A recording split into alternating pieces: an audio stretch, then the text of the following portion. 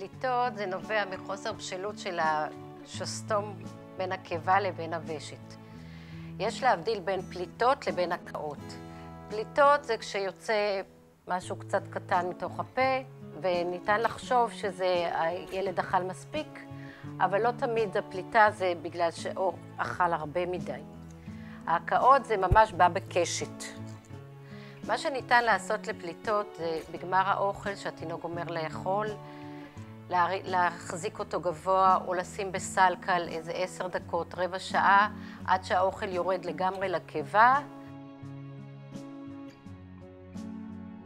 יש בתרגילים שאפשר לסובב את האצבע מסביב הפה, ואומרים שזה עוזר לכל השרירים הטבעתיים, וזה גם כן יכול למנוע פליטות.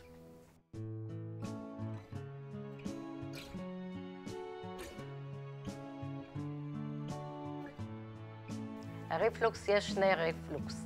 ריפלוקס אחד, שכל האוכל יוצא החוצה ואנחנו רואים שזה ריפלוקס. הריפלוקס השני, זה הריפלוקס השקט, שבעצם לא יוצא אוכל, אבל אנחנו רואים שהתינוק מתנהג ככה.